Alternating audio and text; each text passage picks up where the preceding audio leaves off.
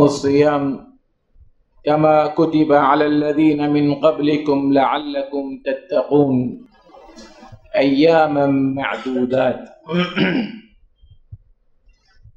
بزرگان محترم، نوجوانان اسلام، عزیز بچوں، رمضان کی آمد ہے۔ چند ہی گھنٹوں کے بعد رمضان جیسا ایک عظیم مہینہ ہمارے سروں پر سایہ فگن ہوگا،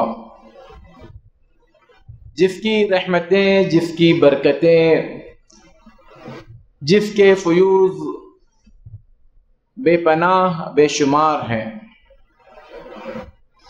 اللہ تبارک و تعالی نے اس مہینے میں اسلام کے چوتھے رکن روزوں کو فرض کیا ہے، اور یہ مہینہ قرآن مجید کی نزول کا سالگرہ یا قرآن مجید کے نزول کی سالگرہ کہا جاتا ہے۔ اس مہینے کو اسلام نے بڑی اہمیت دی۔ اللہ تبارک و تعالی نے، اللہ کے رسول صلی اللہ علیہ وسلم نے، اور پھر بعد کے ادوار میں علماء، فقہاء، محدثین رحمت اللہ علیہم بھی اس مہینے کو بڑی اہمیت دیتے تھے۔ اس میں عبادت کرنا، اس میں اپنے آپ کو اللہ تبارک و تعالی کے ساتھ جوڑے رکھنے کو ایک بڑا شرف سمجھتے تھے۔ رمضان کا مہینہ عام طور پر ہم مہینہ کہتے ہی ڈر جاتے ہیں کہ کیا ایک مہینہ اللہ کی عبادت کے لیے؟ اللہ تبارک و تعالی نے اس کے بارے میں فرمایا ایام معدودات، یہ چند دن ہیں، بلکہ اگر ہم اس کا باریکی کے ساتھ حساب کریں تو یہ چند گھنٹے ہیں۔ آپ ذرا دیکھیں، اگر مہینہ 29 دن کا ہوتا ہے تو قریب 700 گھنٹے کا رمضان کا مہینہ ہوتا ہے، 696 گھنٹے ہوتے ہیں۔ اور اگر مان لے 30 دن کا بھی ہوتا ہے تو 720 گھنٹے ہوتے ہیں۔ اس میں بھی کم از کم آدمی جو ہے 8 گھنٹے تو سوتا ہے۔ 8 گھنٹے اگر سوتا ہے تو قریب 250 گھنٹے سونے میں جاتے ہیں۔ اب یہ 720 بھی مان لے 30 دن کا بھی اگر مہینہ ہوتا ہے تو 720 گھنٹے میں قریب 250 گھنٹے اگر ہم سونے کے نکال دیں، پھر اگر ہم اپنی ڈیوٹی کے یا بازار سے سودا سلف لانے اور دیگر کاموں کے یہ سب نکال کر اگر ہم آخر میں دیکھیں تو بڑی مشکل سے 100-125 گھنٹے ہماری عبادت کے بنتے روزے کو چھوڑ کر۔ لیکن یہ مہینہ بھی بعض اوقات ہم مسلمانوں کے لیے بڑا بھاری لگنے لگتا ہے۔ اس میں کچھ عبادتیں ہم بطور رسمی طور پر ادا کر دیتے ہیں، اور رمضان کا مہینہ ہمارے لیے صرف کھانے پینے یا دعوتیں کرنے، ایک دوسرے کے یہاں حاضر ہونے، اسی میں ہمارا مہینہ گزر جاتا ہے۔ اور ابھی ہم کہہ رہے ہیں کہ رمضان کی آمد ہے، اور ابھی چند دنوں کے بعد ہم کہیں گے کہ رمضان چلا گیا۔ تو اس لیے اللہ تبارک و تعالی نے اس کے بارے میں شروع میں ہی یہ بات بتا دی کہ ایام معدودات، یہ چند دن ہیں، اس کی قدر کیجیے، اس کو اہمیت دیجیے، اس میں کچھ کام ہیں جو کرنے کے ہیں، اس کو کرتے رہیے۔ رمضان کا مہینہ روزوں کا مہینہ ہے، قیام اللیل یا تراویح کا مہینہ ہے، تلاوت قرآن پاک کا مہینہ ہے، صبر کا مہینہ ہے، زکوٰۃ اور صدقات و خیرات کا مہینہ ہے، غمخواری کا مہینہ ہے، فقراء اور مساکین کو کھلانے پلانے کا مہینہ ہے، دعاؤں کا مہینہ ہے،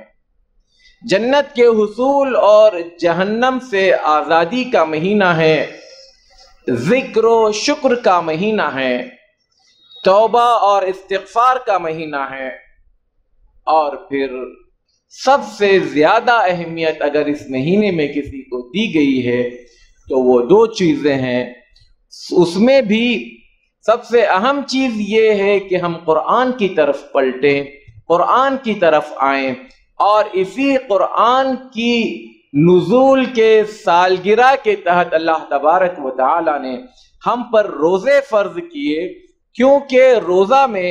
انسان جب خالی پیٹ ہوتا ہے تو خالی پیٹ انسان اللہ کی طرف، دین کی طرف، قرآن کی طرف زیادہ مائل ہو سکتا ہے، ورنہ جو پیٹ زیادہ بھرے بھرے ہوتے ہیں ہمیشہ کھانے کے لیے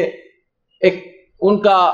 رجحان ہوتا ہے، ایسی صورت میں پیٹ بھرا انسان دین کی طرف، عبادت کی طرف، قرآن کی طرف، علم کے حاصل کرنے کی طرف بہت کم اس کا رجحان رہتا ہے۔ اس لیے رمضان میں روزے رکھوا کر مجھ سے اور آپ سے یہ کہا گیا کہ ہم قرآن کی طرف آئیں، اور اللہ کے رسول صلی اللہ علیہ وسلم خود بھی قرآن کا دور جبرائیل علیہ السلام کے پاس کیا کرتے تھے۔ سلف صالحین محدثین کرام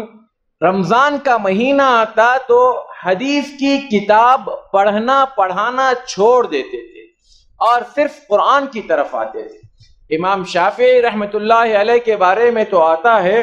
کہ وہ روزانہ دن میں ایک قرآن ختم کرتے تھے اور رات میں ایک قرآن ختم کرتے تھے، اگرچہ کہ اللہ کے رسول صلی اللہ علیہ وسلم کا یہ کہنا ہے جس نے 3 دن سے کم میں قرآن ختم کیا اس نے گویا قرآن کو پڑھا ہی نہیں۔ یہ اس کی تعبیر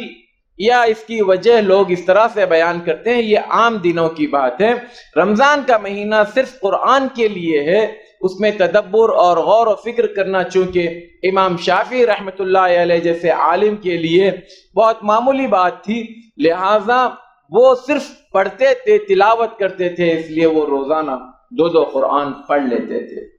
بہرحال اگر 2 قرآن یا ایک قرآن دن بھر میں نہ بھی پڑھیں تو کم از کم اسلام نے جتنی گنجائش رکھی ہے کہ 3 دن میں ایک قرآن ختم کیا جا سکتا ہے تو یہ بھی ممکن ہے۔ میں تو عام طور پر یہ کہتا ہوں کہ چلو 3 نہیں تو رمضان بھر میں تو کم از کم 3 قرآن ختم کرنے کی انسان نیت کر لے۔ عام طور پر ہمارا ذہن یہ ہوتا ہے کہ رمضان میں قرآن ختم کرنا ہے، یعنی بڑی مشکل سے ایک قرآن ختم کرنے کو بھی اپنے لیے ایک بوجھ سمجھتے ہیں یا بھاری سمجھتے ہیں، اور اگر قرآن ختم کر دیتے ہیں تو سمجھتے ہیں کہ ہم نے بہت بڑا تیر مار لیا۔ جبکہ اگر انسان ہر فرض نماز سے پہلے اور ہر فرض نماز کے بعد تھوڑا تھوڑا وقت بھی اگر دے سنتوں اور نوافل کے علاوہ تو بڑی آسانی کے ساتھ کم از کم قرآن مجید 10 دن میں ایک مرتبہ تو ختم کیا جا سکتا ہے۔ اللہ تعالی ہمیں توفیق دے کہ ہم زیادہ سے زیادہ قرآن مجید کو پڑھ سکیں۔ اگر ہم زیادہ سے زیادہ قرآن مجید تلاوت نہیں بھی کر سکتے تو کم از کم قرآن مجید کو معنی اور مفہوم کے ساتھ، مختصر تفسیر کے ساتھ پورے مہینے میں اگر پورا قرآن پڑھ دیتے ہیں تب بھی یہ کافی ہے۔ صرف تلاوت کرنے سے بہتر ہے کہ انسان اس پر غور و فکر کرے، اس کے معانی اور مفہوم کو پڑھے۔ علماء نے اس کی جو تفسیریں لکھی ہیں اس میں جو مختصر ترین تفاسیر ہیں اس کا انتخاب کر کر ہم صحیح تفسیر پر اگر اپنا وقت دیں تو میں سمجھتا ہوں یہ بھی ایک طرح سے بڑی کامیابی ہے۔ اس کے علاوہ رمضان میں جو کام عام طور پر ہم سے نہیں ہوتے، کم از کم رمضان کے مہینے میں اگر ہم اس کو اہمیت دیں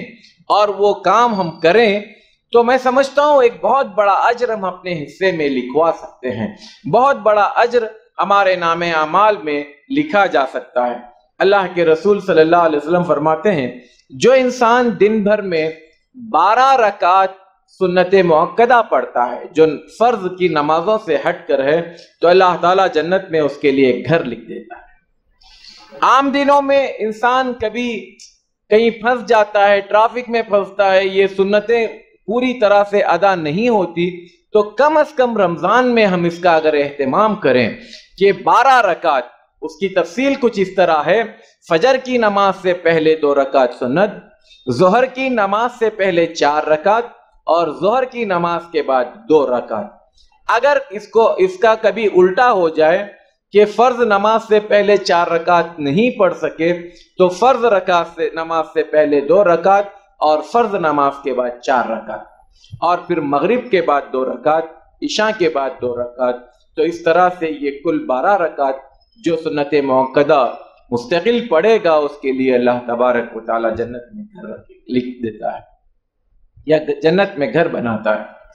اسی طرح اللہ کے رسول صلی اللہ علیہ وسلم فرماتے ہیں: رحم اللہ رجلا صلی قبل العصر 4، اللہ تعالیٰ اس انسان پر رحم فرمائے جو عصر سے پہلے 4 رکعت نماز پڑھتا ہے۔ بہت آسان ہے عصر سے پہلے 4 رکعت پڑھنا، بڑی مشکل سے کتنے 6 منٹ لگتے ہوں گے۔ 6 منٹ میں اللہ کے رسول صلی اللہ علیہ وسلم دعا کر رہے ہیں کہ اللہ تعالیٰ مجھ پر رحم کرے۔ آپ سوچ کر دیکھیں کہ اللہ کے رسول صلی اللہ علیہ وسلم کی دعا کی کیا اہمیت ہے۔ ہم آپس میں ایک دوسرے کو کہتے ہیں کہ ہمارے لیے دعا کیجئے، ہمارے لیے دعا کیجئے۔ اگر اللہ کے رسول صلی اللہ علیہ وسلم میرے لیے دعا کریں تو یہ کتنے بڑے سعادت اور خوشبختی کی بات ہے۔ اسی طرح سے اللہ کے رسول صلی اللہ علیہ وسلم فرماتے ہیں: جو انسان فجر کی نماز کے بعد سے سورج کے طلوع ہونے تک یا عصر کی نماز کے بعد سے لے کر سورج کے غروب ہونے تک بیٹھ کر اللہ کا ذکر کرے، تو گویا وہ فجر کے بعد اگر بیٹھتا ہے تو گویا اس نے 4 اسماعیل علیہ السلام کی اولاد میں سے 4 غلام آزاد کر دیے۔ 4 غلام آزاد کرنا آج کی تاریخ میں تقریباً سعودی عرب میں جو ایک غلام آزاد کرنے کی جو قیمت ہے یا ایک دیت جس کو ہم کہتے ہیں، وہ تقریباً 1.25 لاکھ ریال ہے۔ 1.25 لاکھ 1.5 لاکھ ریال، یعنی قریب اگر ہم دیکھیں تو 25 لاکھ روپے سے زیادہ ہو جاتا ہے۔ 25 لاکھ روپے سے زیادہ کس چیز کی قیمت ہے؟ فجر کی نماز کے بعد سے لے کر سورج طلوع ہونے تک، یہ 25 لاکھ ایک انسان کی قیمت ہوتی ہے۔ اور اگر ہم 4 کی مان رہے ہیں تو سیدھا کتنا ہو گیا؟ قریب 1 کروڑ روپے۔ 4 غلام کو آزاد کرنا آج کی تاریخ میں کوئی آسان کام نہیں ہے، لیکن یہ اتنا بڑا اجر ہے۔ چھوڑ دیجئے اس بات کو کہ اس کی قیمت کتنی ہوتی ہے۔ اسماعیل علیہ السلام کی اولاد میں سے 4 انسانوں کو جو غلام ہے آزاد کرنا، صبح میں ہم یہ اجر اپنے نام لکھوا سکتے ہیں اور شام میں بھی ہم اپنے نام لکھوا سکتے ہیں۔ تو یہ اس میں صرف یہ وقت بیٹھنے کا اجر ہے۔ آپ فجر کی نماز کے بعد سے سورج طلوع ہونے تک صرف بیٹھیں گے۔ اب اس میں بیٹھ کر اللہ کا کیا ذکر کر رہے ہیں، اس ذکر کا اجر آپ کے لیے الگ ہے۔ جیسے ہم لوگ پچھلے ہفتے بہت سارے اذکار سنے تھے، اس سے پہلے والے ہفتے میں ہم نے بہت سارے اذکار سنے تھے، اور ہر ذکر کی کیا فضیلت ہے اس پر ہماری گفتگو ہوئی تھی۔ اگر ان اذکار کو ہم پڑھتے ہیں تو ان اذکار کا اجر الگ سے ہے، اور یہ جو وقت ہم بیٹھ کر اللہ کا ذکر کر رہے ہیں اس کا اجر الگ ہے۔ تو اس طرح سے ہمارا نام اعمال اجر و ثواب سے بھر جائے گا اگر ہم کم از کم رمضان کے مہینے میں اس کا اہتمام کریں۔ اور جو انسان رمضان کے مہینے میں اس کا اہتمام کرے گا، 30 دن میں جو انسان یہ کام کرے گا اس کو ایک عادت ہو جائے گی، اور وہ اس کام سے اتنا اپنے آپ کو مطمئن اور پرسکون محسوس کرے گا، عین ممکن ہے اللہ تعالیٰ اس کو رمضان کے بعد بھی ان کاموں کے کرنے کی ہدایت دے دے، توفیق دے دے، تو پھر ہو سکتا ہے وہ زندگی بھر کے لیے اپنے آپ کو ان کاموں سے جوڑ دے۔ یہ بہت بڑے سعادت کی بات ہے، بہت بڑے خوشبختی کی بات ہے۔ اسی طرح سے اللہ کے رسول صلی اللہ علیہ وسلم فرماتے ہیں جو انسان فجر کی نماز کے بعد اسی جگہ بیٹھے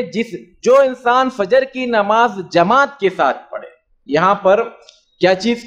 کی قید کی گئی؟ جماعت کے ساتھ نماز پڑھی گئی۔ جو انسان فجر کی نماز جماعت کے ساتھ ادا کرے اور اسی جگہ بیٹھے جہاں پر اس نے فجر کی نماز پڑھا تھا، کب تک؟ سورج کے طلوع ہونے تک، اور پھر اس کے بعد سورج کے طلوع ہونے کے بعد تقریباً 15 سے 20 منٹ وہ اللہ کا ذکر کرتے رہے۔ سورج کے طلوع ہونے کے بعد 15 سے 20 منٹ تک بیٹھے اللہ کا ذکر کرے اور 2 رکعت اشراق کی پڑھے۔ تو اللہ کے رسول صلی اللہ علیہ وسلم نے فرمایا کانت لہو کاجر حجۃ وعمرۃ تامۃ تامۃ تامۃ، گویا اس نے ایک حج اور ایک عمرہ کیا، پورا حج اور پورے عمرے کا ثواب اس کے نام اعمال میں لکھ دیا جاتا ہے۔ اس کام کے لیے بڑی مشکل سے 1.25 سے 1.5 گھنٹہ لگتا ہے۔ تو رمضان میں اگر ہمارے پاس وقت ہے، اور وقت تو ہوتا ہے، اگر ہم اس کام کے لیے نکالیں اور مسجد میں بیٹھ کر اللہ کا ذکر کریں، قرآن کی تلاوت کریں، اللہ کے رسول صلی اللہ علیہ وسلم پر درود پڑھیں، صبح اور شام کی جو اذکار ہیں اس کا ورد کریں، تو یہ اتنے عظیم اجر سے ہم اپنے آپ کو مالا مال کر سکتے ہیں۔ اسی طرح سے اللہ کے رسول صلی اللہ علیہ وسلم فرماتے ہیں جو انسان چاشت کے وقت کی 4 رکعت نماز پڑھے تو اللہ تعالیٰ اس کے لیے جنت میں گھر بنا دیتے ہیں۔ چاشت کا جو وقت ہے وہ تقریباً سورج جب اچھی طرح سے چڑھ جاتا ہے اور اس کی تپش آنے لگتی ہے تو وہاں سے شروع ہو کر ظہر کی نماز سے تقریباً آدھا پونا گھنٹہ پہلے، زوال سے آدھا پونا گھنٹہ پہلے تک یہ چاشت کا وقت ہوتا ہے۔ تو اس میں اگر کوئی انسان 4 رکعت پڑھتا ہے تو اس کے لیے اللہ کے رسول صلی اللہ علیہ وسلم فرماتے ہیں کہ اللہ تعالیٰ جنت میں گھر بنا دیتا ہے۔ افطار کا وقت کیا کھانا ہے، اسی طرح سے رمضان میں جو چیز میں کیا کمی ہے، کس کے پاس وہ یہ کیا آیا ہے اور کس کو کیا دینا ہے، سارا ٹینشن اسی میں جاتا ہے۔ تو انسان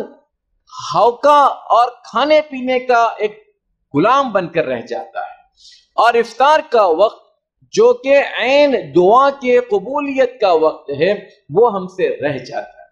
چلو کسی ایک دن انسان اس کا کوئی اہتمام کرے کہ گھر میں کچھ بنایا گیا ہے کہ کسی کو تقسیم کیا جا رہا ہے، ٹھیک ہے، یہ روزانہ کا معمول بنا ہوا ہے، اور بدقسمتی یہ کہ ہمارے گھروں کی عورتیں بھی اس کو بہت بڑا اجر اور ثواب سمجھتی ہیں کہ روزانہ نت نئے قسم کے نئے نئے پکوان پکوا کر کھلاتے رہیں۔ اور کھانا پینا رمضان کا ہمارا سب سے بڑا ایک ایسا موسم ہے یا ایک ایسا مہینہ ہے جو سال بھر ہم 11 مہینے نہیں کھاتے، وہ رمضان میں ہمارے پاس کھاتے رہتے ہیں اور ڈٹ کر کھاتے رہتے ہیں، جبکہ رمضان میں روزے رکھے گئے ہیں کہ ہمارا کھانا پینا کم ہو اور ہم عبادت کی طرف دھیان دیں۔ لیکن اتنا ڈٹ کر افطار میں ہو جاتا ہے کہ اب بسا اوقات لوگ مغرب کی نماز کو مسجد میں آنے سے ان کو بس ہو جاتا ہے، مغرب کی نماز پھر گھر میں پڑھ لیتے ہیں یا بڑی مشکل سے دیر سے پہنچتے ہیں، جلدی بھاگ جاتے ہیں، اور مغرب کی نماز بھی ان کے لیے ایک بوجھ بن جاتی ہے، جبکہ عام دنوں میں انسان مغرب کی نماز سکون سے پڑھتا ہے۔ تو میرے بھائیوں، افطار کا وقت یعنی انسان اپنے آپ کو کنٹرول کرے، کچھ کھائے پیے ضرور یقیناً، لیکن افطار سے پہلے کا وقت دعا کی قبولیت کا وقت ہے، لہٰذا انسان کو وہ وقت دعاؤں میں لگانا چاہیے۔ اسی طرح سے آج کل ہمارے پاس ایک غلط رسم و رواج چل پڑی ہے، وہ یہ کہ روزے داروں کو کھانا کھلانا۔ روزے داروں کو کھانا کھلانے کی فضیلت مجھے تو کوئی حدیث میں نہیں پتا۔ اللہ کے رسول صلی اللہ علیہ وسلم نے کیا کہا؟ من فطر صائما کان لہ مثل اجرہ، جس نے روزے دار کا افطار کروایا،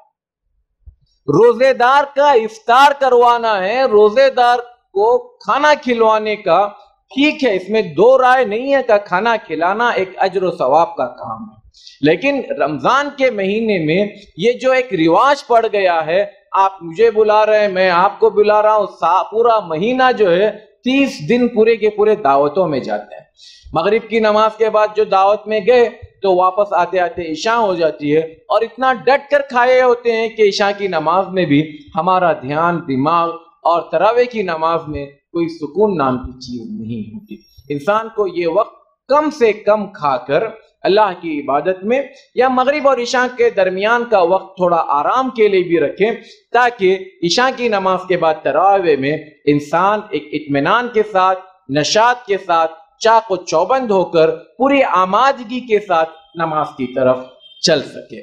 तो ये जो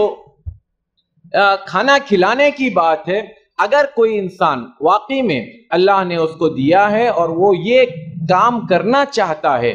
कि किसी को खिलाए पिलाए रमजान में, बहुत अच्छी बात है। तो मेरे भाइयों, हमारे पास 10-20 नहीं, 100-200 नहीं, हजारों घर ऐसे हैं जिनके पास शायद इफ्तार में तो कुछ खाने को मिल जाता होगा, सहरी के लिए उनके पास खाने को कुछ है या नहीं, अल्लाह के अलावा कोई नहीं जानता। तो ऐसे घरों को तलाश कीजिए, और ऐसे घरों में जो आप खिला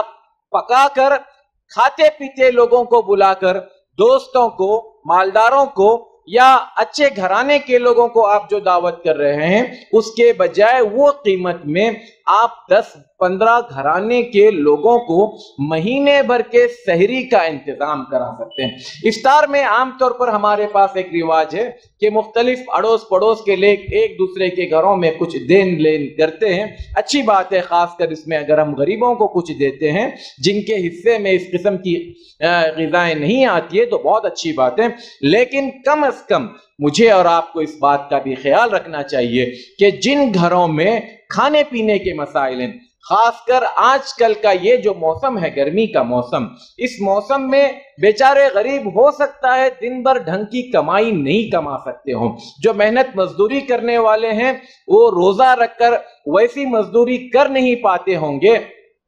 तो उनकी मदद इस अंदाज में की जाए कि उनके घरों में कुछ अनाज पहुंच जाए, तो बजाय इसके कि वो ज्यादा वक्त अपना लगाकर मेहनत करने के, थोड़ी देर वो भी आराम कर सके और हम मुआशरे के लोग उनकी इस हवाले से कुछ मदद करें, तो ये ज्यादा बेहतर है। बाकी रहा ये मसला कि लोगों के लिए बड़े बड़े देगें और बिरयानी और न जाने क्या क्या चीजें बनवा कर, और उसमें भी लोग जब खा कर निकलते हैं तो कुछ न कुछ ऐब जोई करते हैं। इंसान समझता है कि यहाँ पर खाना यानी कोई डट कर खाने वाली चीज है, जिसमें उसकी खुराक में अच्छा गोश्त हो या बिरयानी हो या बेहतरीन किस्म का पकवान हो, तो ये सब चीज नहीं। अल्लाह के रसूल सल्लल्लाहु अलैहि वसल्लम ने रोजा इफ्तार कराने के बारे में फरमाया, एक खजूर,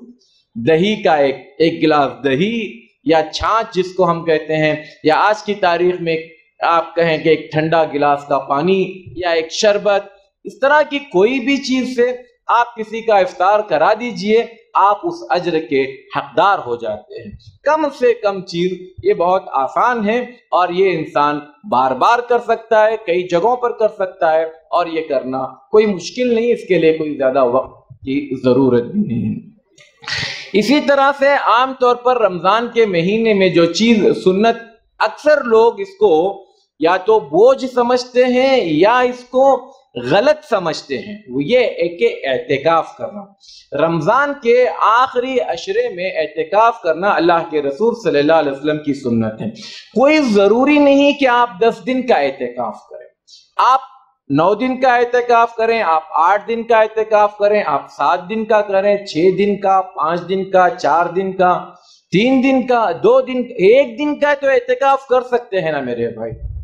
तो एहतिकाफ करना सुन्नत है। इस सुन्नत में आप जो दिन आपके लिए छुट्टी का दिन है, जिस दिन आपके पास कोई काम नहीं है, आप आए, मगरिब की नमाज से पहले मस्जिद में पहुंच जाएं। आज की मगरिब से लेकर दूसरे दिन की इफ्तार तक, मगरिब तक, आप एक दिन रोजे की हालत में रहकर मस्जिद में जो कुछ इबादत आपसे हो सकती है आप कीजिए। कम अज कम एक दिन की इबादत भी ये हमारे लिए बहुत बड़ा माना रखती है। कम अज कम अल्लाह के रसूल सल्लल्लाहु अलैहि वसल्लम की इस सुन्नत को जिंदा रखने वालों में हम भी आ जाते हैं। तो लिहाजा रमजान के महीने में आमतौर पर लोग या तो झिझकते हैं या समझते हैं यार कैसा करूं, क्या करूं, آپ کو کچھ کرنے کی ضرورت نہیں ہے، آپ جائیں مسجد میں، کوئی ضروری نہیں کہ آپ پردہ لگائیں۔ آپ بعض اوقات لوگ سمجھتے ہیں کہ یار وہ پردہ لگانا ایک دن کے لیے، کوئی ہنسیں گے، لوگوں کی باتوں پر یا لوگوں کے ہنسنے سے آپ کا کیا لینا دینا؟ آپ مسجد میں جا کر عبادت کیجئے، پردے میں رہنا کوئی ضروری نہیں ہے۔ آپ اپنا وہاں پر ایک سونے اور بچھانے کے لیے کوئی چیز ہے، آپ لے جائیں ایک رات کے لیے، دوسرے دن آپ نکل کر آ جائیں۔ تو یہ ایک بہت آسان سنت ہے، اس کو اگر ہم عمل میں لانا چاہیں، اور اللہ کے رسول صلی اللہ علیہ وسلم کا یہ معمول تھا، اور آپ صلی اللہ علیہ وسلم کے بعد امہات المومنین بھی مسجد نبوی میں اعتکاف کیا کرتی تھی، اور اعتکاف کرنا بہت اتنا اہم ہے کہ آج کل آپ یقین نہیں کریں گے، ابھی مسجد نبوی کے حوالے سے کل پرسوں کی بات ہے، ایک بھائی نے واٹس ایپ پر، یہ عرب دنیا کا جو واٹس ایپ گروپ ہے اس کی میں بات کر رہا ہوں، ایک بھائی نے کہا کہ مسجد نبوی میں اعتکاف کرنے کے لیے آن لائن کچھ فارم بھرنا پڑتا ہے، تو وہ فارم بھرنے کے لیے اس کی لنک منگوا رہا تھا کہ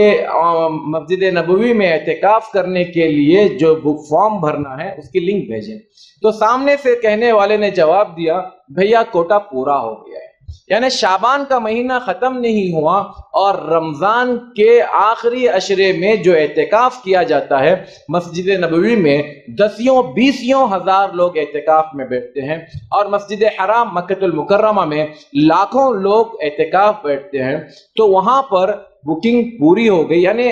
وہاں پر حکومتی پیمانے پر کچھ سہولتیں دی جاتی ہے، جتنی جگہ وہاں پر کیپیسٹی ہے اس کے حساب سے، اس کے بعد آپ اعتکاف بیٹھ سکتے ہیں، لیکن جو سہولتیں رکھی گئی ہے وہ آپ کے حصے میں نہیں آتی۔ اسی طرح سے وہاں پر ایک مسجد ہے، مسجد عائشہ کے نام سے، الراجحی کی مسجد ہے، اس مسجد میں تقریباً 2000 لوگوں کے اعتکاف کی گنجائش ہے، 2000 لوگوں کی۔ شعبان میں اس مسجد میں اعتکاف کے لوگوں کا جو کوٹا ہوتا ہے وہ پورا ہو جاتا ہے، لوگ بکنگ کر دیتے ہیں، تو یہ لوگوں کے اندر ہونا چاہیے، چاہے 1 دن کا ہو، 2 دن کا ہو، 5 دن کا ہو، جو اعتکاف مجھ سے ہو سکتا ہے اس کو میں کروں۔ بہرحال رمضان کا مہینہ ہر قسم کے کیٹیگری کے لوگوں کے لیے ایک کھلا مہینہ ہے، ایک عبادت کا مہینہ ہے، جس میں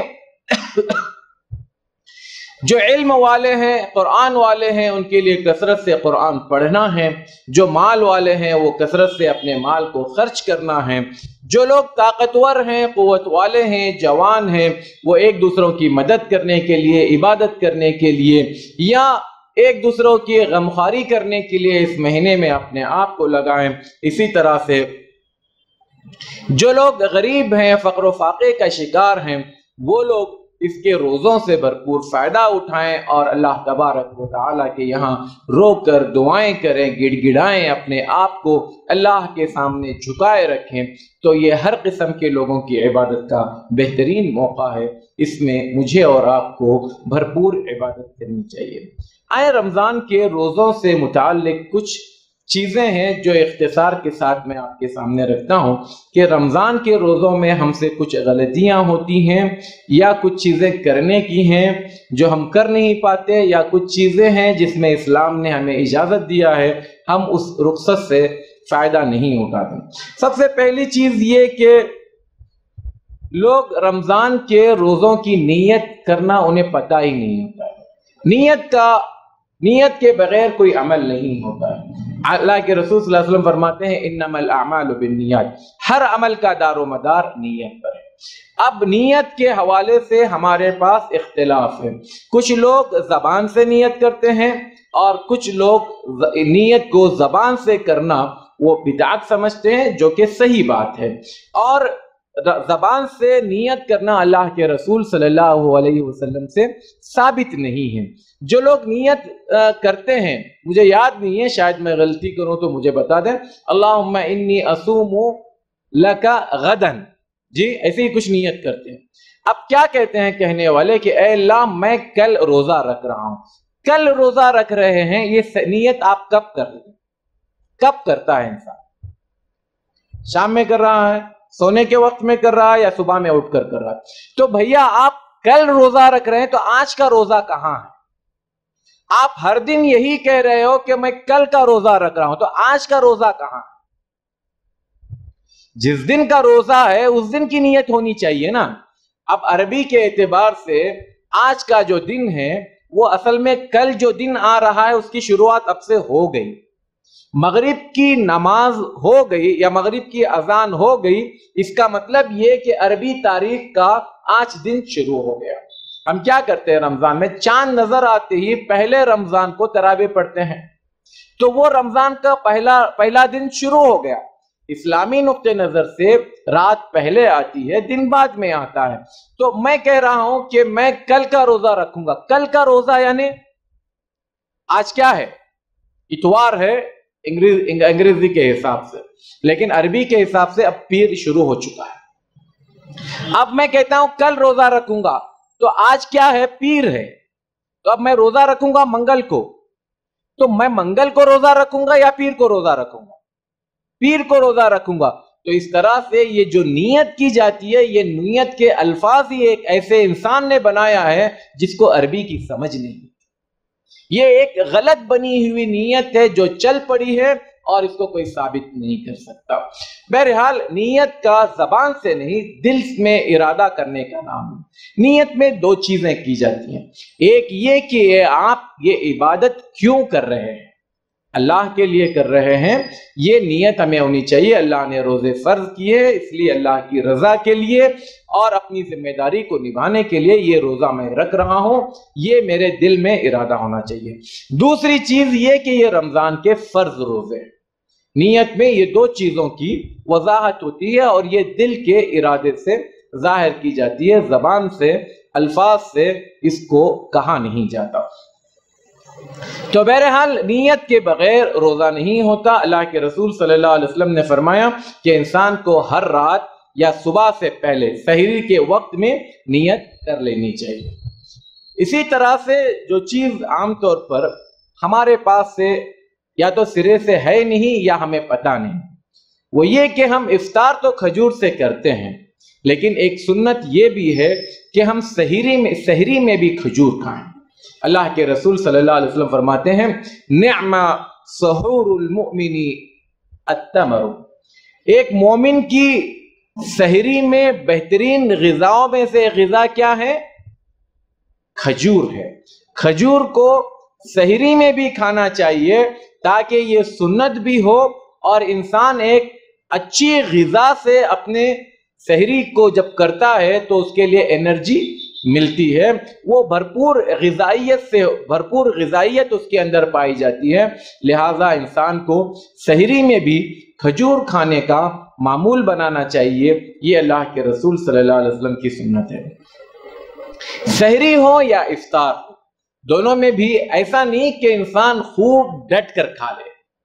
یہ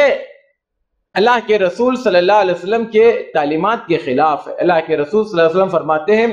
جو برتن سب سے زیادہ بھرے جاتے ہیں ان میں سب سے بدترین برتن جو بھرا جاتا ہے وہ پیٹ ہے۔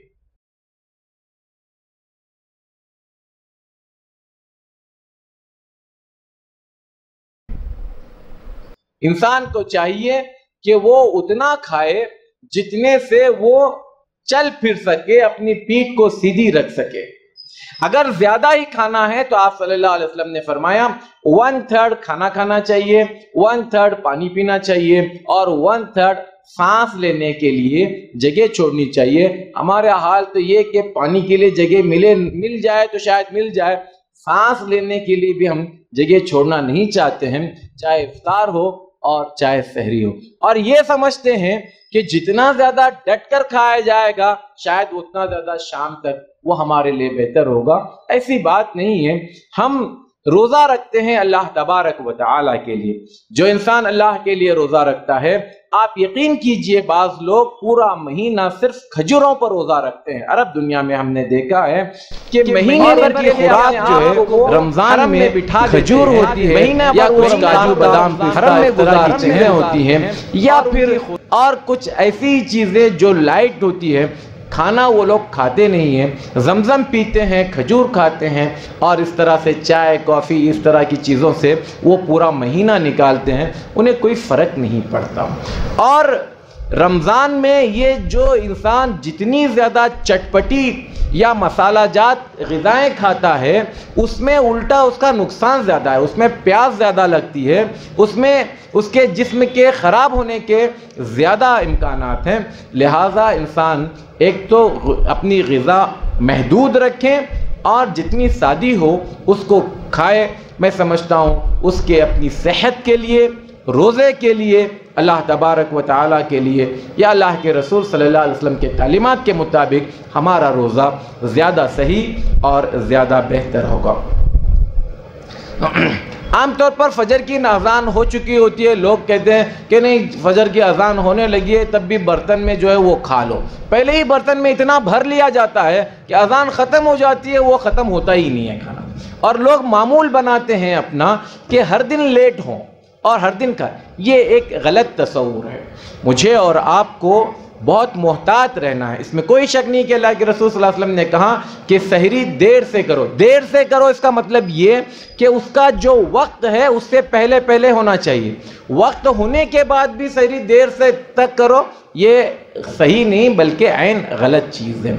عام طور پر یہاں پر ہمارے پاس جو ٹائم ٹیبل ہے وہ کوئی اسلامی ملک کا بنا ہوا نہیں، ایک اندازے کے مطابق بنایا ہوا ہے، کیونکہ ہمارے پاس ایسی مشینریز نہیں ہیں جس کی بنیاد پر ہم اس وقت کو بالکل 100% صحیح مان لیں۔ جیسے سعودی عرب میں 100% صحیح ان کا وقت وہ لوگ طے کرتے ہیں، ان کے پاس ایک بڑا ملک ہے، بڑی مشینریز ہے، فلکیات کے ماہرین ہیں، اس بنیاد پر وہ لوگ سیکنڈوں کے حساب سے اپنا وقت طے کرتے ہیں، وہ صحیح ہے۔ لیکن یہاں پر ہمیں 4-5 منٹ کا تو کم از کم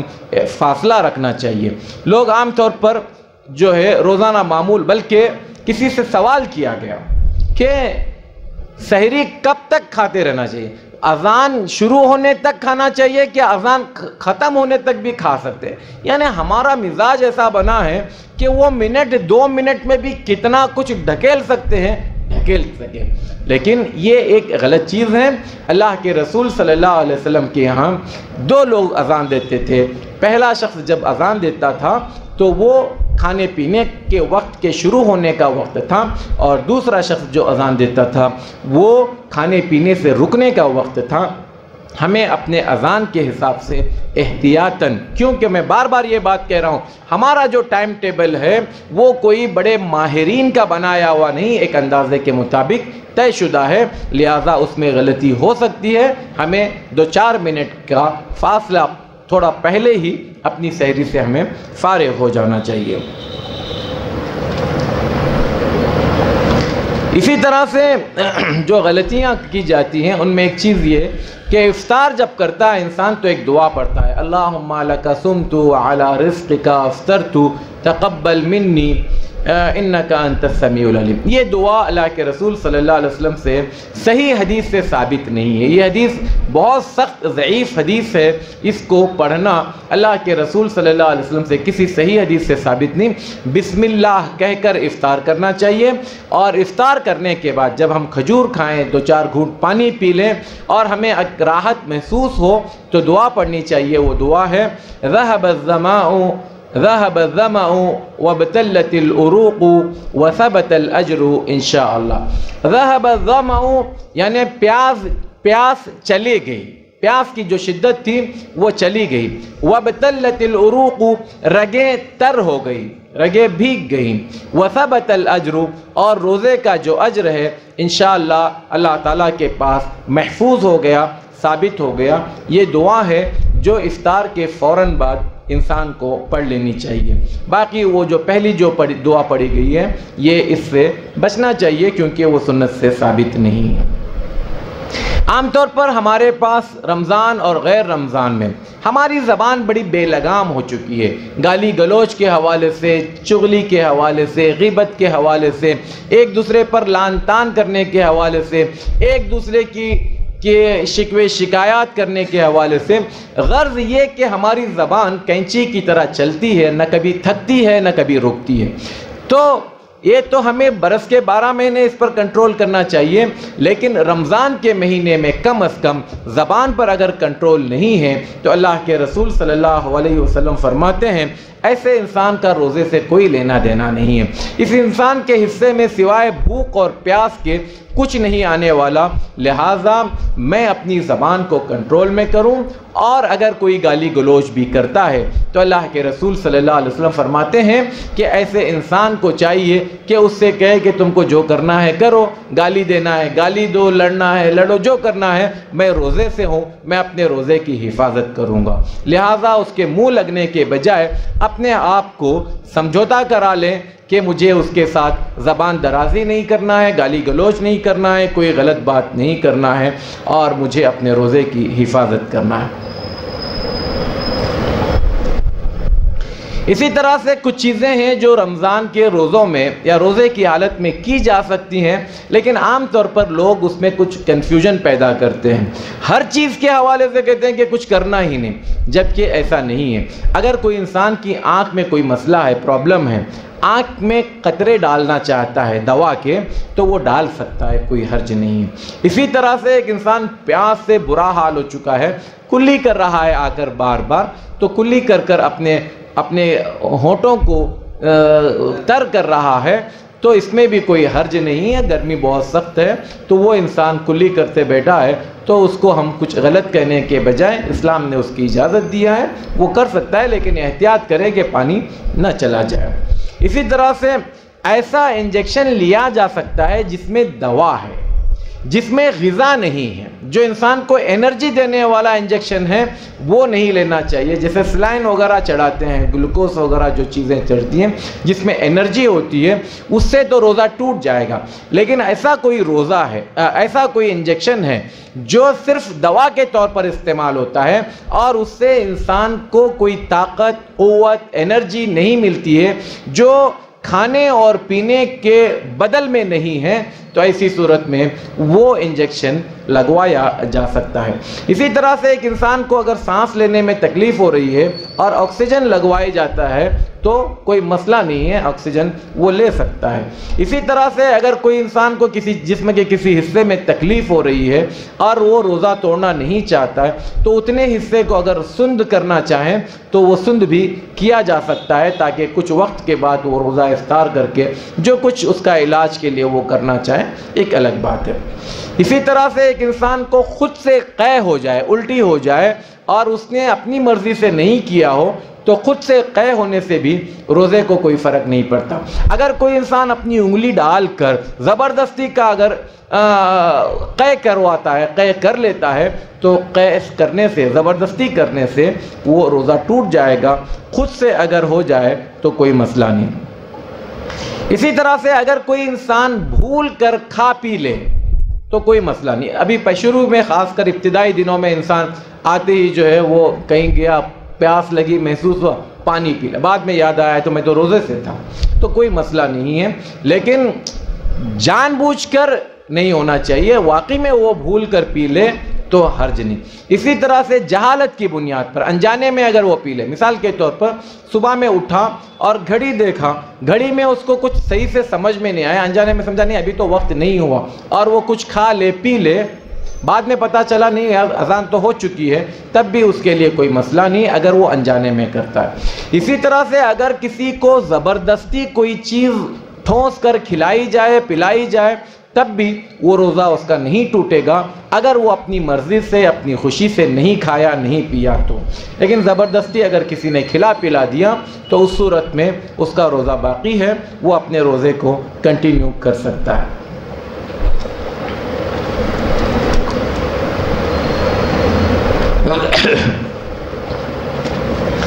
اسی طرح سے کچھ مسائل میں جو ہمارے پاس غلط رسم و رواج یا لوگوں کے درمیان میں غلط سسٹم چلا ہے، وہ یہ کہ ہم اپنے بچوں کو اکثر کہتے ہیں 12 بجے ہی ماں بچوں کو کہنے لگتی ہے، یا گھر میں ہماری بیٹیاں، بہنیں کہنے لگتی ہے، یار تجھے روزہ نہیں رکھنا ہے، ابھی سے توڑ لے، 12 بجے کے بعد روزہ توڑ نہیں سکتا۔ یہ ایک عجیب منطق ہے۔ کس نے کہا کہ 12 بجے کے بعد؟ ایک بچہ روزہ رکھتا ہے، آپ رکھنے دیجئے، جب تک اس کی طاقت جب تک اس کی قوت اس کا ساتھ دے رہی ہے اس کو رکھنے دیجیے۔ اگر وہ 4 بجے کہتا ہے کہ نہیں مجھ سے نہیں ہو رہا ہے، مجھے ایسا کچھ ہو رہا ہے، تکلیف ہو رہی، آپ توڑوا دیجیے۔ 5 بجے کہتا ہے آپ توڑوا دیجیے، کم از کم اتنی دیر تک تو ہم بچوں کو روزہ ان کو تربیت کرنے کے لیے رکھوا رہے ہیں۔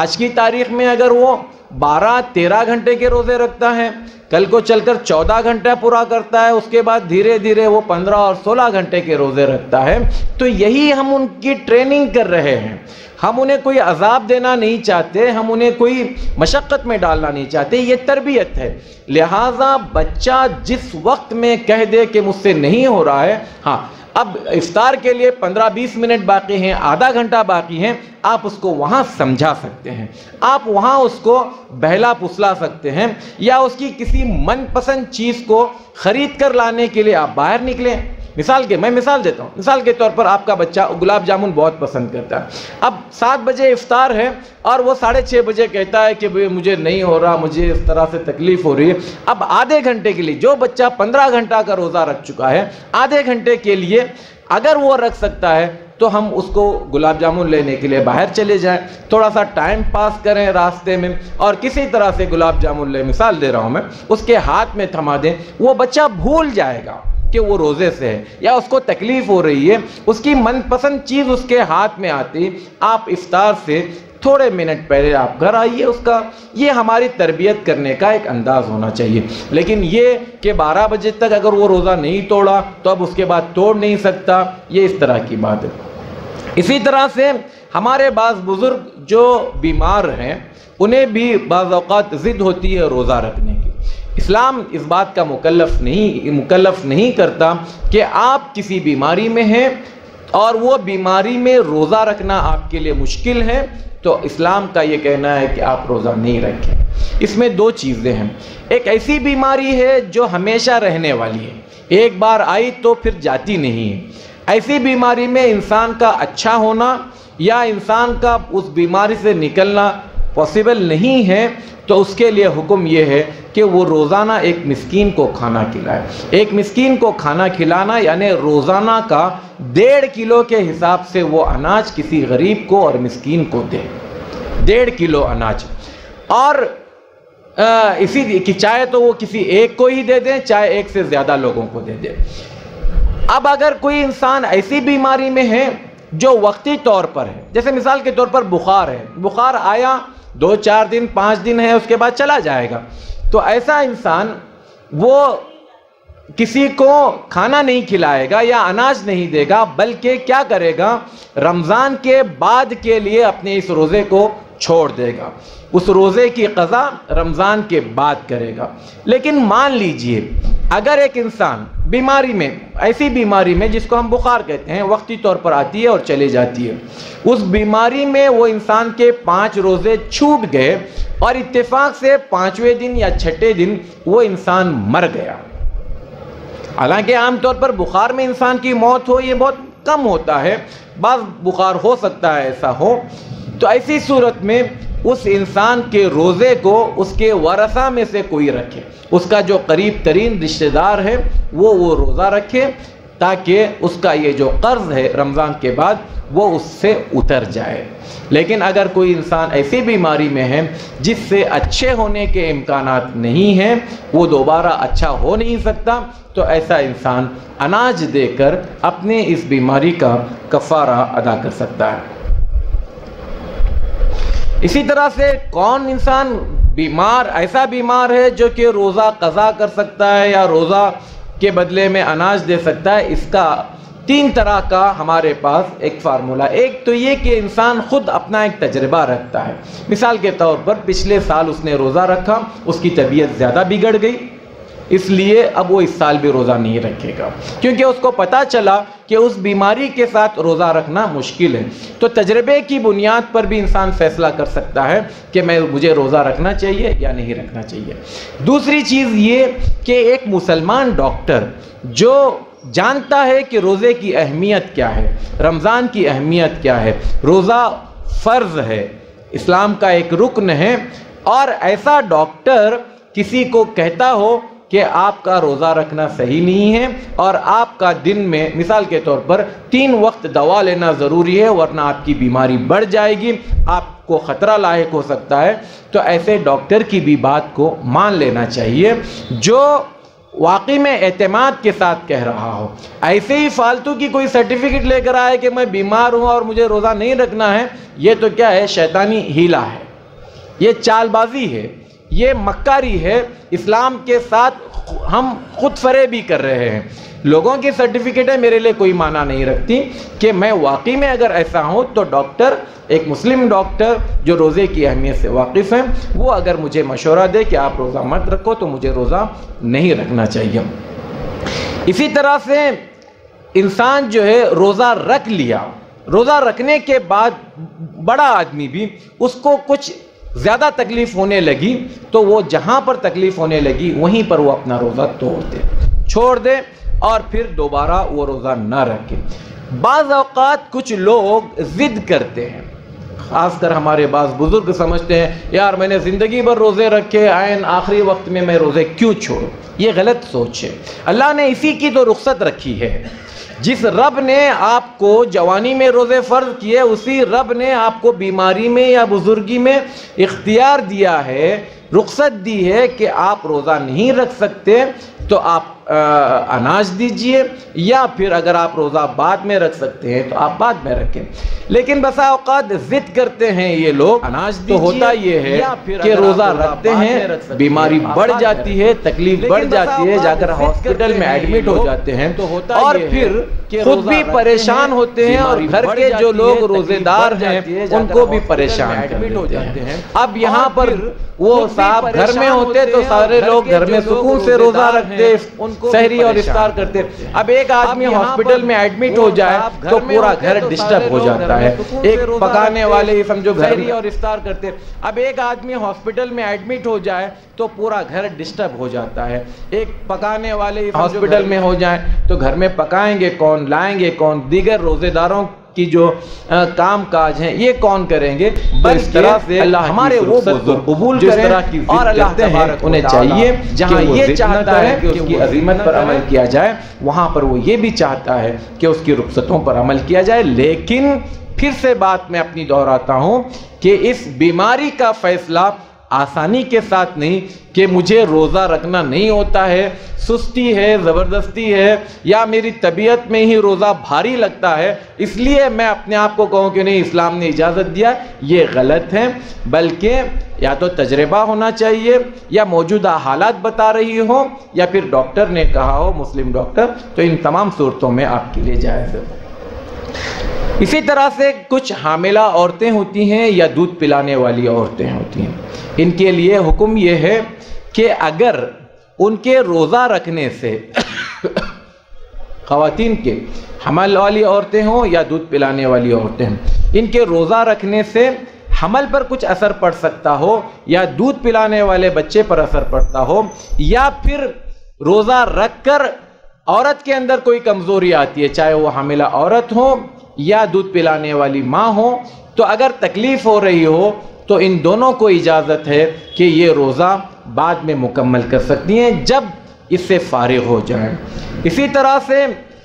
وہ خواتین جو ماہواری سے گزر رہی ہیں ان پر روزہ نہیں ہے، وہ روزہ رمضان کے بعد قضا کرے گی۔ اسی طرح سے حالت نفاس میں یعنی ڈیلیوری کے بعد جو 40 دن ہوتے ہیں خواتین کے جس میں ان سے خون نکلتا ہے، اس خون میں بھی ان کو روزہ چھوڑ دینا چاہیے، وہ روزہ نہیں رکھیں، پھر رمضان کے بعد جب ان کو موقع ملے، جیسا موقع ملے، اس روزوں کی قضا کرنا چاہیے۔ اسی طرح سے ایک مسافر ہے، حالت سفر میں وہ روزہ نہیں رکھ سکتا، یا سفر بڑا مشکل ہے، کٹھن ہے، یا گرمی بہت زیادہ ہے، سفر میں وہ روزہ رکھے گا تو مشکلات کا سامنا کرنا پڑے گا، تو اسلام مسافر کو بھی اجازت دیتا ہے کہ وہ روزہ بعد میں رکھے۔ اس میں جو کبھی کبھار سفر کرتے ہیں وہ بھی شامل ہیں، جو بار بار سفر کرتے ہیں، جیسے مثال کے طور پر بس ڈرائیور ہے، کنڈکٹر ہے بس کا جو ہوتا ہے، یا ریلوے کے ڈرائیور ہیں، ٹی ٹی ہیں، ان کا ہمیشہ معمولی سفر کرنا ہے، ایک دن چھوڑتے ہیں، دوسرے دن سفر پر ہوتے ہیں، جب جب وہ سفر کی حالت میں ہوں گے تو وہ چاہیں تو اپنا روزہ بعد کے لیے اٹھا کر رکھ سکتے ہیں۔ بعد کے لیے یعنی اس کے لیے علماء نے ایک ترکیب یہ بھی رکھی ہے، وہ سردی کے دنوں میں بھی روزہ رکھ سکتے ہیں، جبکہ آپ کہیں گے کہ کوئی انسان یہ کہے جب ان کا معمولی اس طرح کی ڈیوٹی کا ہے تو پھر وہ روزہ کب رکھیں؟ تو اس کا معنی یہ ہوا کہ وہ برس کے جو 11 مہینے، رمضان کو چھوڑ کر جو 11 مہینے، اس میں جب جب ان کی چھٹی ہوتی ہے تب روزہ رکھیں، یا جب جب موسم ٹھنڈے ہوتے ہیں اس وقت میں سفر کی حالت میں بھی وہ روزہ رکھ کر اپنے ان روزوں کی قضا کر سکتے ہیں۔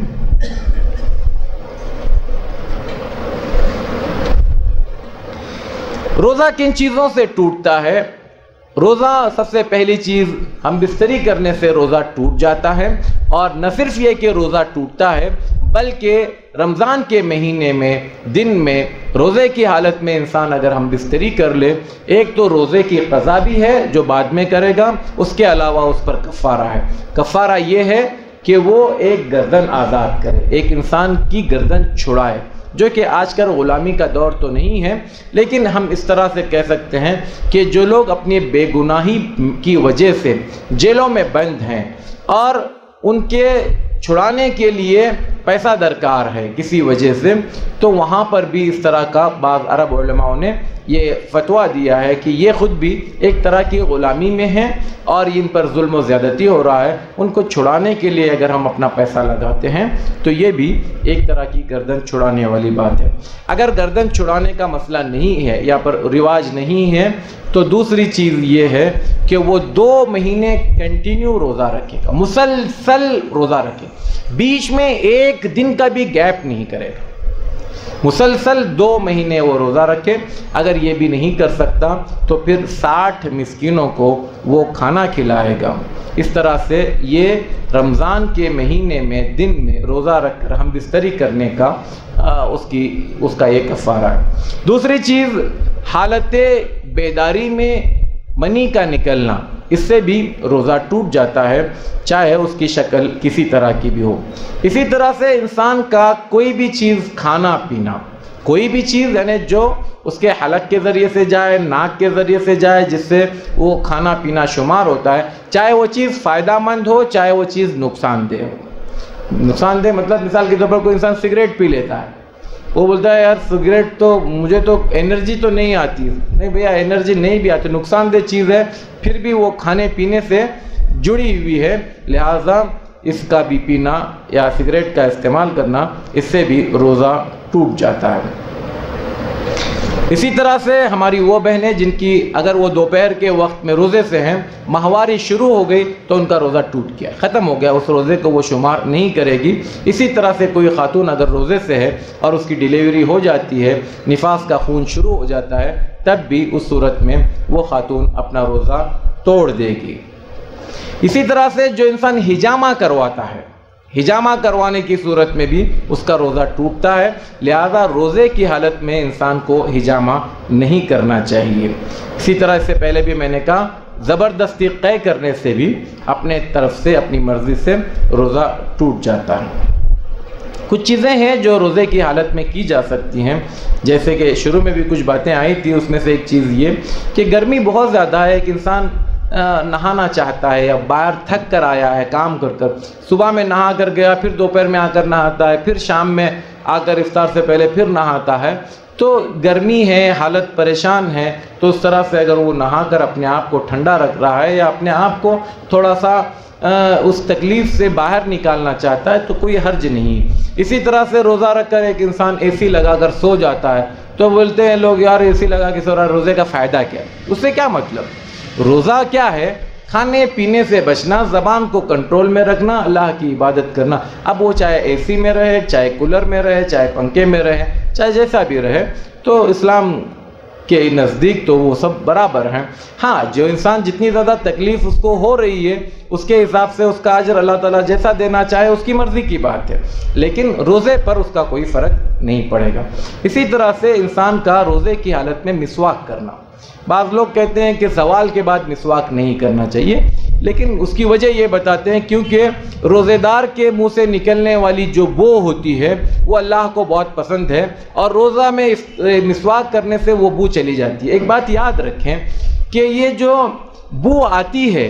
روزے دار کے منہ سے، وہ دانتوں سے نہیں ہوتی ہے، وہ معدے کے خالی ہونے کی وجہ سے آتی ہے۔ آپ مسواک کریں یا نہ کریں، ہر دو صورت میں وہ معدے کے خالی ہونے کی وجہ سے جو بو آتی ہے وہ آئے گی۔ لہٰذا مسواک جو ہے اللہ کے رسول صلی اللہ علیہ وسلم ہمیشہ کیا کرتے تھے، لہٰذا ہم کسی کو پابند نہیں کر سکتے کہ زوال کے بعد آپ مسواک مت کرو، عصر کے بعد مت کرو۔ 24 گھنٹے میں آپ کبھی بھی مسواک کر سکتے ہیں، آپ کے لیے جائز ہے۔ اللہ کے رسول صلی اللہ علیہ وسلم نے روزے کی حالت میں جس چیز سے منع کیا وہ یہ کہ آپ وضو کرتے ہوئے جب ناک میں پانی ڈالتے ہیں ناک صاف کرنے کے لیے، زیادہ زور سے کھینچو مت، کیونکہ ڈر ہے کہ ناک کے ذریعے سے وہ پانی اندر چلا نہ جائے۔ تو یہاں پر پابندی آپ کو کرنی ہے، باقی کوئی اور چیز میں نہیں ہے۔ اسی طرح سے کوئی انسان پہلے شاید بتایا میں نے، سانس لینے میں تکلیف ہو تو بخاخ کا استعمال کرتا ہے، تو وہ بخاخ کا استعمال کرنے سے بھی کوئی حرج نہیں ہے اگر اس کو سانس لینے میں تکلیف ہو رہی ہو تو۔ اسی طرح سے ایک آخری مسئلہ میں بتا کر اپنی بات کو ختم کرتا ہوں۔ ہماری کچھ بہنیں،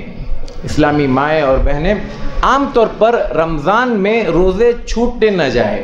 چھوٹے نہیں، یا کم از کم آخری عشرے کی عبادتیں چھوٹے نہیں، اس لیے ان کی جو ماہواری ہوتی ہے اس کو آگے ڈھکیلنے کے لیے یا نہیں آنے کے لیے کچھ دوائیں استعمال کرتی ہیں۔ تو اس قسم کی دواؤں کا استعمال جائز ہے کیا نہیں جائز ہے؟ بعض علماء یہ کہتے ہیں کہ اگر وہ اپنے ڈاکٹر سے مشورہ کرتی ہیں اور ان کا ڈاکٹر اجازت دیتا ہے ان کی صحت کے اعتبار سے یا ان کی کسی اور دوسری بیماری کے نہیں ہونے کی وجہ سے، اور ڈاکٹر کہتا ہے کہ نہیں آپ استعمال کر لیں کوئی حرج نہیں، تو ایسی خواتین وہ اگر دوا استعمال کرتی ہے تو کوئی حرج نہیں۔ یہ بعض علماء کا ہے۔ علامہ ابن العثیمین رحمۃ اللہ علیہ کہتے ہیں کہ یہ تکلف کرنے کی ضرورت نہیں ہے، اللہ نے ایک چیز آپ کے اوپر سے اٹھا دی ہے، آپ کیوں خواہ اس کو ڈسٹرب کرتی ہیں؟ اور وہ کہتے ہیں علامہ ابن العثیمین رحمۃ اللہ علیہ، میرے پاس کئی ڈاکٹروں کی یہ رپورٹ ہے، انہوں نے اپنے طور پر کہا کہ جو خواتین اس طرح کی دوائیں استعمال کرتی ہیں تاکہ ان کی ماہواری پوسٹ پونڈ ہو جائیں، بعد میں آ جائیں یا نہیں آ جائیں، تو 1 سے 2 مرتبہ وہ اس طرح سے کرتی ہیں تو ان کی ماہواری ہمیشہ کے لیے ڈسٹرب ہو جاتی ہیں، پھر وہ کبھی بھی نارمل نہیں ہوتی۔ تو ایسی صورت میں وہ عورت زندگی بھر کے لیے اپنے آپ کو ڈسٹرب کر بیٹھتی ہے، اس لیے وہ جس حالت میں ہیں اسی حالت میں رہیں۔ اگر ماہواری آ جاتی ہیں تو ان کو نماز نہیں پڑھنا ہے، ان کو روزہ نہیں رکھنا ہے، اور قرآن مجید اٹھا کر ہاتھ میں لے کر نہیں پڑھنا ہے، باقی کے اذکار کر سکتی ہیں، دعائیں کر سکتی ہیں، استغفار کر سکتی ہیں، جو قرآن یاد ہے وہ پڑھ سکتی ہیں۔ تو ایسی صورت میں وہ خواتین خواہ گولیاں کھا کر اپنے آپ کو ڈسٹرب نہ کریں، اور ان کا یہ کہنا ہے کہ اس قسم کی دواؤں میں کئی چیزوں کا نقصان بھی ہے، وہ خون کے دوران کو، پریشر، ہمارا جو بی پی ہوتا ہے اس کو ڈسٹرب کرتی ہیں، رحم مادر کو ڈسٹرب کرتی ہیں، اور ہو سکتا ہے بسا اوقات اس کے استعمال سے انسان کو سر درد بھی شروع ہو جاتا ہے یا کمزوری بھی محسوس ہونے لگتی ہے۔ تو یہ سب تکلفات سے اسلام یہ کہتا ہے لا ضرر ولا ضرار، نہ اپنے آپ کو تکلیف پہنچاؤ اور نہ کوئی ایسا کام کرو جس سے آپ تکلیف کی زد میں آتے ہیں۔ تو میں بھی یہی کہتا ہوں کہ ہماری وہ مائیں اور بہنیں جو ایک اچھے جذبے کے تحت، ان کا جذبے کو ہم سلام کرتے ہیں، بہت اچھا جذبہ ہے، لیکن خواہ آپ ایک ایسا کام کیوں کرتے ہیں جس سے آپ خود بھی پریشان ہوتی ہوں، اور جہاں اللہ نے آپ کو اجازت اور رخصت دیا ہے اس رخصت کو آپ چھوڑ رہی ہیں، تو بہتر یہ ہے کہ آپ اللہ کی اس رخصت پر عمل کریں۔ اسی پر ہم اپنی بات ختم کرتے ہیں۔ اللہ تعالی ہمیں آنے والے اس مہمان اور اس مہینے کی قدر کرنے کی توفیق عطا فرمائے۔ اللہ تعالیٰ رمضان کے مہینے میں ہمیں خوب سے خوب عبادت کرنے، توبہ و استغفار کرنے، بہترین انداز میں روزہ رکھنے اور خوب نیک اعمال کرنے کی توفیق عطا فرمائے۔ اور پھر رمضان کے ختم ہونے سے پہلے پہلے اللہ تعالی ہمیں جنتیوں میں شمار کرے اور جہنم سے آزاد کرے. آمین. وآخر دعوانا الحمدللہ رب العالمین. سبحانک اللہم و بحمدک اشہد ان لا الہ الا انت استغفرک. آزاد کرے. آمین. وآخر دعوانا الحمدللہ رب العالمین. سبحانک اللہم و بحمدک اشہد ان لا الہ الا انت استغفرک و اتوب الیک.